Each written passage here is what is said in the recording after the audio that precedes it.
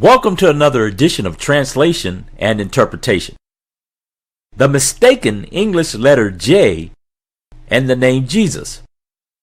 Before we get into this topic, I would like for you to watch this short video clip, and then we will explore this topic further. Hey guys, the gig is up. I'm not the real Jesus. As a matter of fact, the fella's name wasn't even Jesus. He had a Hebrew name. There wasn't a letter J until a few hundred years ago. With that being said, I have fooled the whole world into the biggest sham of all time. The name and identity of the real fella has been taken over by me. There are thousands of paintings of Jesus and they don't even come close, which serve to replace the real fella who probably looked more like Morgan Freeman. But who cares? The truth doesn't matter as long as you pay your tithes. Gotcha. Here are some facts. The Bible, or scriptures, were originally written in Hebrew and not in English.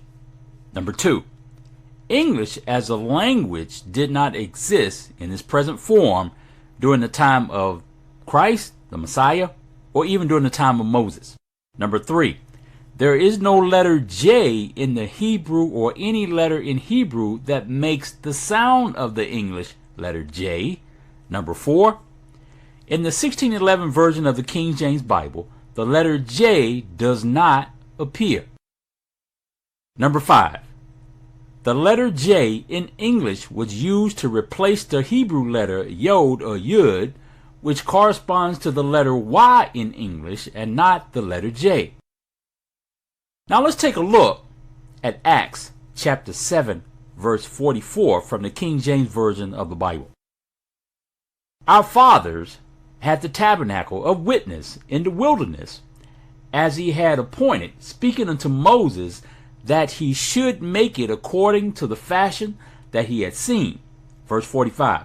Which also our fathers that came after brought in with Jesus into the possession of the Gentiles, whom Almighty drove out before the face of our fathers unto the day of David.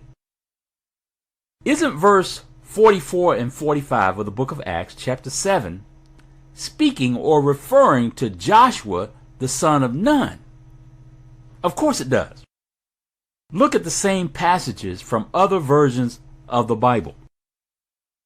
Acts chapter 7 verse 45 from the New International Version.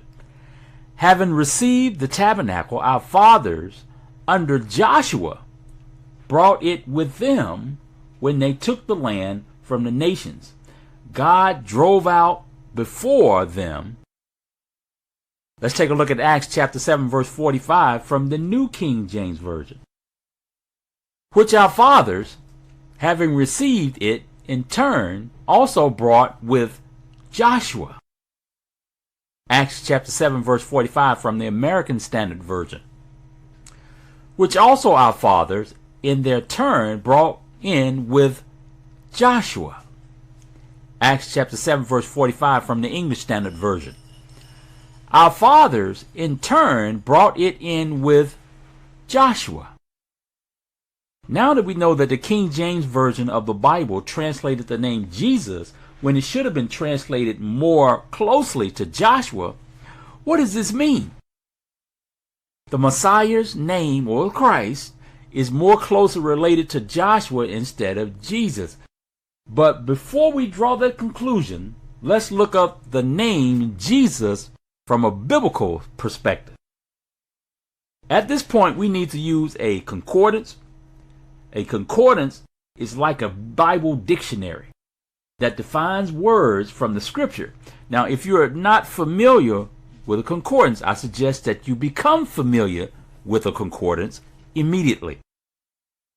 Strong's concordance for Joshua, for the name Joshua, is G, which stands for Greek, 2424, which has its Hebrew origins from Strong's concordance number H3091. H stands for Hebrew. Now, the Hebrew name behind the name Joshua is this name written in Hebrew. Hebrew is read from right to left. The letters transliterate into English as Y, H, U, SH, U, and then the letter A. Some say that the English letter A in Hebrew is pronounced as A or A. Joshua, which should be Yahshua, because there's no letter J in the Hebrew language, it is a contracted form of the Hebrew spelling. The non-contracted form is pronounced Yahushua or Yahushua. This is a 6-letter pronunciation, but there is also a 5-letter pronunciation, which you will hear many say, YAHUSHA, which seems to be a defective writing form in both the Masoretic text as well as the Dead Sea Scrolls. However, this is not definitive as of yet. Both the 5- and 6-letter spelling appear in the Hebrew Scriptures. Until next time, this is the minister. Shalom, shalom.